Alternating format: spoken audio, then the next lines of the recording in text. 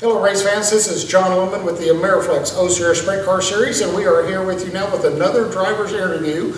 And today we have Alex Sewell, the driver of the number 8 car, the Sewell Mechanical Sprint Car. We are here at Turn 2 Nutrition, which is a business that Alex has with his wife. We're going to talk to him about that a little bit. Give us a little bit of an idea before we talk about your racing about Turn 2 Nutrition. So we sell meal replacement shakes and metabolism boosting teas. It's just a meal replacement shake to either help with balanced nutrition or with weight loss or anything with muscle gain or energy gain. Really, you can stop in here, get lunch, breakfast, close at 5 if you're an early eater, dinner. This business is just a little over a year old. Kind of give us the story on how this actually started. So it kind of all started when I was overweight. I was listening to an Open Red podcast with Shane Stewart. He talked about how nutrition was basically everything for race car drivers on the World Outlaw Tour. And so I decided, hey, I could really do something about this stomach. 60 pounds later, we, through the marketing plan, grew enough of basically a paycheck that we decided, hey, let's do a store. Told my wife, you're going to do it. You're going to have a choice. She wasn't on board. Mm-hmm. I was head in first. It's been a blast doing this, and I get to see my wife a lot. So very, very interesting to hear how racing and wanting to get better in the race car actually developed into a business for you and your wife. That's pretty interesting. Moving on to your racing career now. You're a young guy. You come from a racing family. You started in the micro world.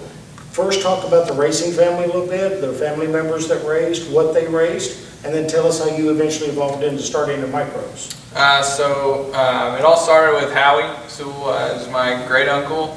My dad would go down to my Aunt Kathy and Uncle James's house, and they'd keep the sprint car in the garage just like the good old days.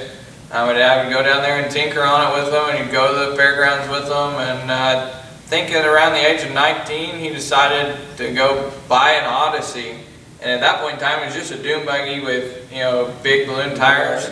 They raced them behind a facility, and that kind of got my dad started, which got my uncle started. And from there, it was just it was bred into me and all my cousins, and that's kind of really why I wanted to do it, because of everyone in my family raced. So I of course had to eventually race. And Howie Sewell was a named driver around here. He just wasn't a guy on a track. He won races. What is your recollection of Howie, if any at all, when you were very young? When I was young, I don't think it obviously wasn't racing sprint cars when I was younger. All I can remember is stories that my dad's talked about, mostly fights that they all remember, and getting to listen to my, Aunt Kathy talk about them, which, sometimes there's pretty special stories. So your dad's racing, like you say, you picked up some Odysseys, started playing around with those a little bit. How far did he go in racing, and at what point did it switch to you start racing? He raced an Odyssey, then he got hooked up with Jim and Sherry McDougall, and started racing what they called a single back in the day. So he raced that for a while. Then I think he took about a 5 or 6 year break, maybe, and then his friend Steve Ham called him, hey, let's do a sprint car. So they raced at Tulsa Speedway, I think, for 3 or 4 years. Right? Yeah. Mm-hmm. And then he stopped racing in, I think, 2002. So it wasn't until 2007 that we got started racing. And he ran the number 8 car also, just like you're running the number 8 today. Mm-hmm. What is it about the number 8 in the Sewell family that you guys run that number? What's funny is the number 8 isn't really even my dad's number. My dad's never really had his own number per se, because when he drove Odysseys, he drove for Jim Highball. Jim Highball's number was 34. Okay. Then he drove the micro for Steve Ham again, and it was number 80. That's Steve's number. And And then the sprint car, I think the only reason they didn't run the 80 was someone either had it, or for hand painters back in the day, it was too big for the tail tank. All right, gotcha. So, I'm not really sure why they 8. I ran the number 73 for a long time with Jim and Sherry, and when we decided to go sprint car racing, I got a choice to pick my own number. So, just dating back to what my dad had on his car, I thought it'd be cool. There you go. Now let's go back to you again a little bit. Okay, you're a young guy. You're about to enter into the micro world. Give us a little bit of a rundown on how that actually started. I had begged and begged and begged my dad to get a race car because I had hurt my knees pretty bad playing sports. He wasn't listening. My mom must have been listening. I didn't think so at the time because I was young. We were at a softball tournament one day for my sister. I think she was playing high school ball, so that would be why it was on a Tuesday. Mm-hmm. And he said, "Come on, we're leaving." Oh, okay, we've never missed a softball game. That's weird. So we head out, we're on the highway and not really sure where we're going, and we pull into Port City. And I'm like, why are we here? Mm-hmm. Well, then we meet the Hans. So you meet the Hans. Meet the Hans, and they let me drive one of their micros at the time, and it was the coolest thing in the world to me to do it. I didn't even press the gas once. They shifted it in, they let go of the clutch, and I putted around Port City for 2 laps. And I think we killed it at the checkered, and that was it. Like that was the first lap I'd ever turned in anything, and it was a very slow one. And kind of walk us through your micro career from that point. How did the next year go, and how did you progress thereafter? So for the rest of that season, I had to either go to the racetrack. My dad made me a deal. You go to the racetrack, you help your cousins, you work on the cars with them. If you can put dedication into this, then we'll get a car. And I went to the races every weekend. Stayed with my cousin. If he wasn't racing, I went with Shane and Bruce Weeks, helped on their car, learned as much as I could. And at that point in time, my dad was not coming to the races with me. So but you're hooked. But I'm hooked. My dad's still trying to figure out a way to get out. Mm-hmm. And then, that winter, my dad had, talked with Jim and Sherry, lifelong friends, and Sherry was like, "Well, I have a car. If you want to buy a motor, you guys can use it to go race." So I remember going over to Jim and Sherry's at that point in time, and walk in the door, and it's like, boom, my name was already on the car. Basically, a huge surprise to me, and it had no motor, didn't have a seat in it, didn't have nothing, but it had my name on it, and to me that was everything. Right. I can't thank them enough for everything they've ever done for me. So we work on the car, get it ready for the next season. We go out and we race, and we're slow, and we're trying to figure out what we're doing, and I had no clue. And by the end of the year, we started figuring stuff out and getting faster. And you're 12. 12, yeah, 12. You're 12. So you get through that season, and you get into your next year at 13, you get some more laps, things are starting to pick up a little bit for you. When did things start to click where you finally won something? I was probably, I had won races, but not like I did when I was 15. 15 was the year that it was like, okay, we're here now. I remember pulling in the pits, and people were like, "Oh, great, this guy's here." We had ran a traveling micro series for when I was 14 and 15. I think we ran a total of 80 some odd races when I was 15, which thinking back now it's crazy, but back then I was running 3 classes a night, so it was probably 10 years of racing in a couple of years. But you're really young and you got the stamina to do it. Yeah. So that was, 15 was probably the turning point in my micro career, I think, and then it just kind of, progressed from there. So you get there, and you keep winning, and you keep winning, and the Pete Frazier Memorial rolls around, and you win your first Pete Frazier Memorial. Tell us about that event and how that went down for you. So I had won the Pete Frazier as a kid when I was in the restrictor class my first year, and we went into the Pete Frazier with our best year ever. On a ragged up looking card. It had mismatched body panels because I had actually crashed one earlier in the season. So we just put what we had on it and we went and raced, and it was fast. It was so fast. That car was unbelievable. Roll in, it was kind of one of those, like, we were untouchable for the weekend. Like, nobody had anything for us. I can remember me and Chris Andrews standing on the front stretch after Friday night's race, and he was just like, dude. and at that point in time, me and Chris hated each other.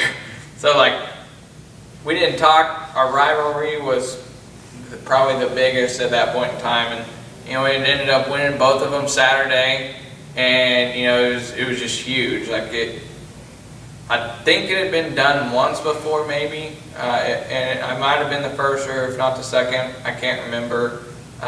But I remember at that point in time, I had 3 Pete Frazier Memorials.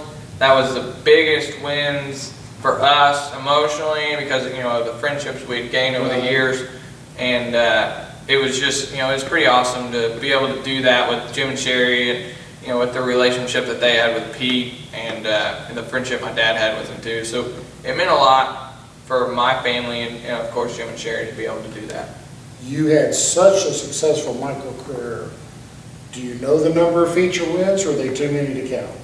It's not as much as you would think. I know Brian Walker posted some stats from Port City, and I think it was like 15 or 16 from Port City in my Port City career. But I'd won, probably 10 or 15 at Claremore, another 5 or 6 at Oklahoma City, and I don't think I'd won anywhere else besides those 3 tracks in the micros, if I can remember correctly. So you go from being one of the guys, when you roll in the pitch, you're a contender, everybody knows it. Now we're going to get into the big cars, into the sprint cars. Kind of give us a little bit of a breakdown, if you will, as to how that happened and you got your first sprint car right. So when I was 16, I thought I had to drive a sprint car. I didn't know what it was going to take or who was going to take me, but my dad wasn't. We were stopping at micros, that's it. We're not doing sprint cars. I don't want to do sprint cars. So I had literally called everyone in Oklahoma about driving a sprint car, something of some sort for somebody, and everybody was like, no dude, like, you're a micro racer, you race your micros, we'll stay in the sprint cars. Because back then there wasn't, I don't think really anybody thought about micros as like the stepping ground. It was like, you stay over there, we're going to stay over here. They're thinking that, or they actually told you that? Well, like, at one point in time, it was like, hey man, these are 2 totally different animals, like, you probably would suck in a sprint car. I'm like, oh, okay, that's exactly what a 16. So they just didn't think you were ready? Yeah, I guess. Which, I might not have been, but what if I was? Mm-hmm. So, walk us through night number 1. How did you get in the seat of the sprint car? Night number 1, Robbie called me. We were sitting on the pole for a micro race, so we had We're talking Rob Forehand. Yep, Rob Forehand. I had called him once before, and he was kind of like, oh, I don't know. But then, he called us. We had a big decision to make because we were sitting on the pole of a race that night. But I knew the decision was easy for me. It was my dad that was having a tough time with it. So I said yes. We ran over there and bolted our seat in, and we headed on over to Mid-America Speedway, which it turned out terrible. I think when we got there and fired the car off, it broke like 3 or 4 rocker arms. Oh, wow. So I'm thinking like, great, what did we do? Like, what are we doing? And all I remember is like Danny Smith and David Stevenson and Robbie. They changed the head on the motor at the racetrack, which is nuts. Like, nobody does that. Right. And they did that, and it was great. And, you know, I think I had to start in the back of the B, and I think I was one transfer position short. So, first night in the sprint car, crap shoot. Second night in the sprint car, crashed the thing. So it was, I was for sure thinking I wasn't getting a call back, or hey bud, your seat's sitting out by the driveway, come get it, you know. So, but luckily, you know, Rob stuck with me, and you know, we've had plenty of success after. So you ran a few races. Now this is the 2011 season that we're talking about. So you ran a few races. 2012 comes around. Now it's your car. I believe it's Rob Forehand's motor. It's your car. The car is immaculate. I mean, it's one of the prettiest cars that we've ever seen on tour. So you get that car. You win Rookie of the Year that year. Kind of walk us through that year and how that transpired. So the first year was rough. We didn't know what we were doing. It was our first year owning our own sprint car. The one I had previously driven before, they kind of had a book for it. Like, this is what we do. Stick to this and you'll be okay. We didn't have a book. We had me and my dad and Rob.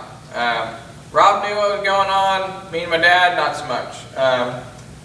We did everything we could. We ended up winning Rookie of the Year, but I didn't win a race, and that was the biggest thing to me. Like, I didn't win an OC Rush race. Like, I felt like, come on, man. Like, you're good enough. Go win a race, and we'll be okay. I think I had won one race at Real Motor Speedway on like a Sunday or something, and I don't know what it is about Sundays, but typically I do really good on Sundays. I have more wins on Sundays than I do on Saturdays, I believe.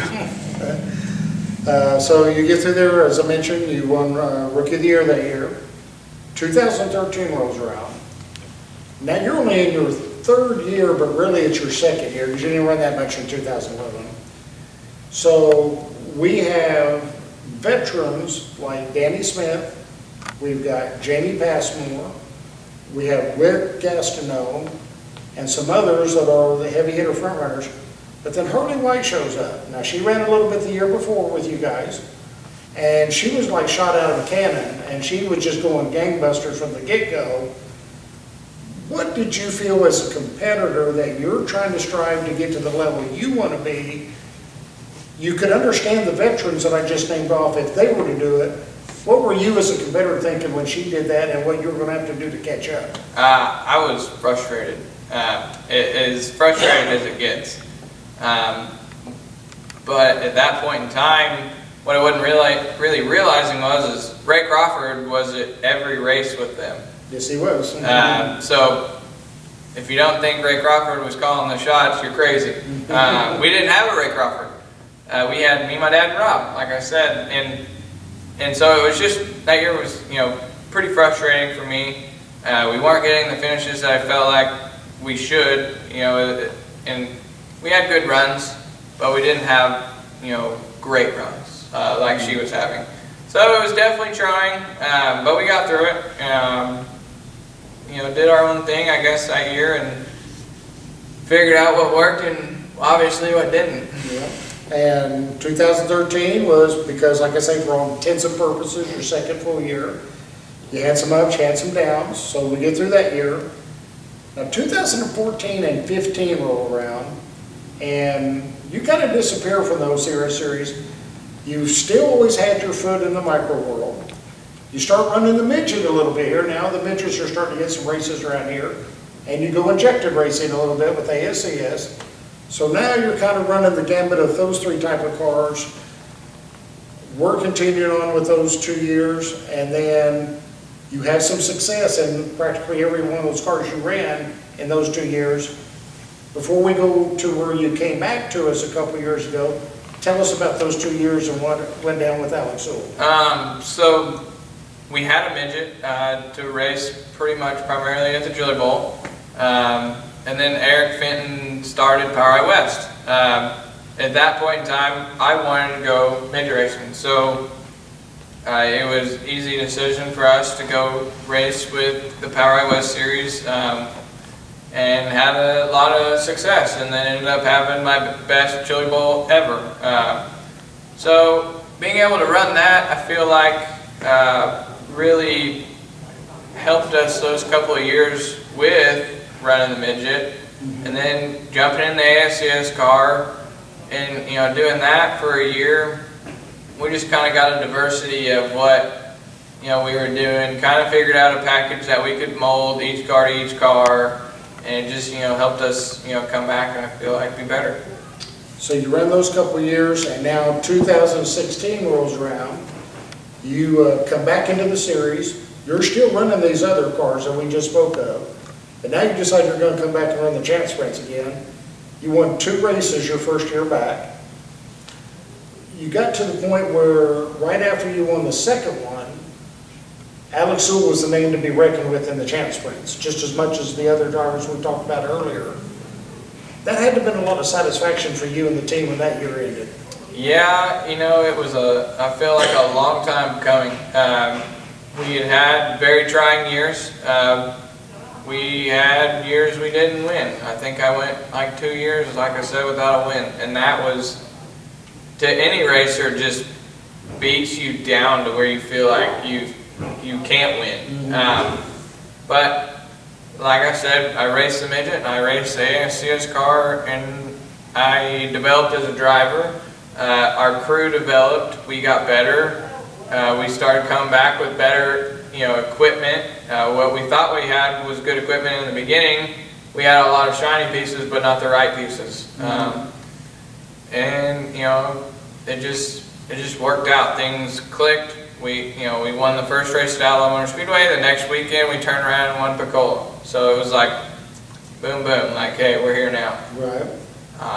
And I can't really say what happened or didn't happen, but we were there. You set your mark that you were there. 2017 rolls around, last year. You win 2 more races. And the competition's getting a little stiffer. Zach Chappell's back on board now, and then he's running the Florida. And I say back on board, I mean, he came to the series after running some other things. We still got Gastineau and some other top quality drivers. Sheldon Barksdale showed himself. He won 7 races in 2016, so he's kind of set his mark up there. Competition's a little stiffer, and you still get 2 wins. For the people watching the video, the Ameriflex 0 Series, how tough is it to win a feature? Tough. Like, it's basically like going and racing some of the toughest guys in sprint car racing, because they have fine-tuned their craft in the 2 barrels. If you look at everyone running the 2 barrel with the Champ Sprint, except for I think of like 4 guys who've been doing it for 10 or 15 years. So they know what's going on. They've done it long enough. They've had their laps. They've just done it long enough to know what works and what doesn't work. So it's really tough. The competition level right now is just ridiculous. It's probably one of the toughest series out there, in my opinion. For some of the things that we've established in the series, as we're shooting this video here, we've got the Harold Lee Classic coming up, and including lap money, we're talking $16,000 purse for the Champ Series. We're going to have another 2-day show, Labor Day weekend, that's going to be in excess of over a $10,000 purse at the Canyon Valley Speedway. And then we're going to have the big one, the Ameriflex Challenge 3, and that's going to be in September at the Salina High Bank Speedway. Once again, $3,000 to win and $1,000 to start. We're Champ Sprints. We're not 410s, we're not injected 360s. We're Champ Sprints, and we're putting these kind of races together. Thank God to all of our sponsors that make this happen and the tracks that work with us. As a competitor that competes at the high level that you do, as you talk amongst your peers and your fellow racers, what do you guys feel that's happened within the series that you race with OCRS? And this isn't trying to brown nose anybody, but better PR. Great PR. You don't get these races like this anywhere else. You don't get 3 of them in 1 year for sure. And whether it was just finally talking to the right people or the right person talking to all the people. But in my opinion, it makes it worth going to the races knowing that the pay's good, the lap money's awesome, the heat race money is really cool to me because the A feature money goes back to the car, but the heat race money goes to me, and it's just kind of one of those things that you look forward to winning a heat race because you're gonna pocket some money from a sponsor or the hard charger. I think I got that earlier this year, and it was. I wasn't expecting to get anything for it. Maybe a mention on the internet, like most places do. They have an award, but it's really just like, oh, here you go. But this is a cash reward. You get something for your hard work, and it really wouldn't be possible without the sponsors. But even beside the sponsors, it wouldn't be possible without good PR. Well, and we appreciate that. It's all about hard work, whether it's you guys in the shop or us guys pushing pencils at a desk or so forth and making the calls that's made. It's all about hard work, and it's a collective group from the OCRS staff, everything without you guys, we don't have a series. And then we got to include our fans. If they're not buying tickets coming to watch you guys, then it just all falls apart. So we're really appreciative to the fans. Before we let you go, there's a ton of people that back you on this deal. Give us a rundown who helps you on this operation. So my mom and dad, they've supported me forever. Rob and Melanie Forehand with Action Auto Collision. Basically my start in sprint car racing. Jim and Sherry McDougall, Car and Fleet. They've helped me out a lot over the years. CSI Shocks, Wayne Pretty. I get to call him all the time and ask to pick his brain. Bombshell Designs, and then David Stevenson with DSO. Then most importantly, my wife for letting me continue to do what I like to do. Ladies and gentlemen, that is Mr. Alex Sewell. Check him out at a race near you. You can check our schedule out at ocrsracing.net. Alex, appreciate you bringing us in. Don't forget, come right here, Turn 2 Nutrition in Broken Arrow. You can check him out on Facebook. You want to get healthy, you want to get in shape, these are the people to come see right here. For the Ameriflex OCRS Sprint Car Series, this is John Lemon. We will see you next time.